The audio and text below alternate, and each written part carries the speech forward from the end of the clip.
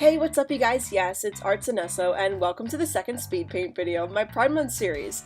Today you'll see me drawing the one and only Laura Jane Grace. This was a request from a friend of mine named Jasper, who finds this wonderful musician to be an incredible inspiration to trans and non-binary folk. So let's just get into it. So, Laura Jane Grace is the frontwoman of the punk band Against Me. She is the founder, guitarist, and songwriter of the band, and Against Me started as a solo act by Grace herself in 1997, but then grew into a band of 4 members, those other 3 band members currently being Adam Wheeler on drums, James Bowman on guitars, and Inge, I think is how you say his name, Johansson on bass. The band has released a total of 7 studio albums, with some of the most notable being White Crosses from 2010, New Wave from 2007, and Transgender Dysphoria Blues from 2014. Transgender Dysphoria Blues was a pretty revolutionary punk album, as there are several songs that discuss gender dysmorphia and how it can affect any trans person. Punk has always been socially charged, but Laura Jane Grace brought the topic of gender identity into modern punk to be discussed, which was really interesting and different for the most part. It hadn't really been talked about before. Since her coming out, she has actively and constantly spoken out about many social injustices, and with a big focus on gender identity. Grace had dealt with gender dysmorphia since she was a child, and finally publicly came out as a transgender woman in 2012, a whole 15 years after she had first formed the band. Grace has cited that she finally decided to come out as transgender and begin the transitioning process publicly after meeting a Transgender Against Me fan and becoming inspired.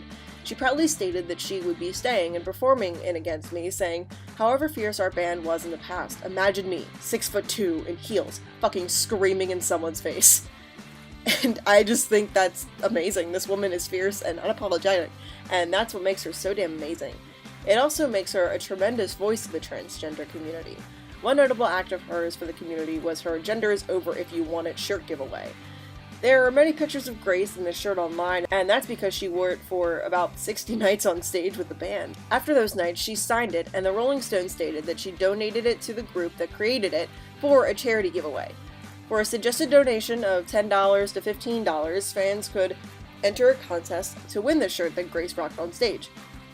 And that the money went to queer nonprofit groups including the Sylvia Rivera Law Project, Ali Forney Center, and Reclaim.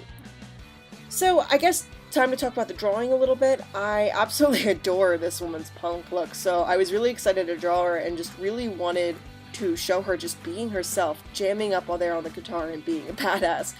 So that was the general first pose I drew out, and then, like with my other drawing, I really wanted to incorporate the pride flag this time. And of course, I wanted to include specifically the trans pride flag this time. So at first, I was just planning to use the Genders Over If You Want It in the background and make those the transgender colors.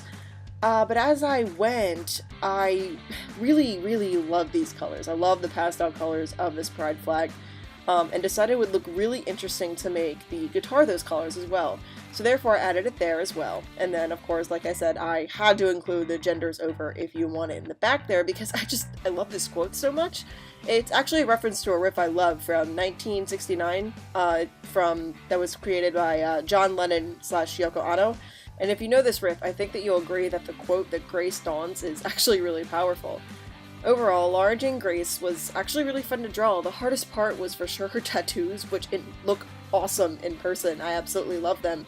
But I forgot them at first when I was finishing the drawing. I, of course, went back and I added them because that was just going to bother me, and I wanted to present her accurately, so it was really important for me to remember to add those tattoos back in. But you won't see it in the speed paint because I didn't realize that I forgot to include them until I'd already hit stop recording, so I added them real quick while I was editing this video, and didn't try to recreate them exactly per se. I just kind of more so focused on the basic shapes of them, just so they'd be in there where they wouldn't be too much of a distraction.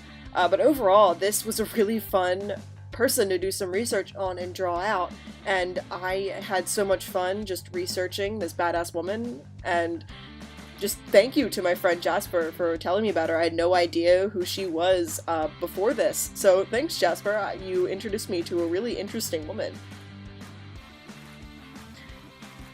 And that's it, here's the finished drawing. You can see it in better quality on my Instagram or DeviantArt accounts if you'd like. Thank you guys so much for watching. Please remember to check back soon for the next person on my list of Trailblazers.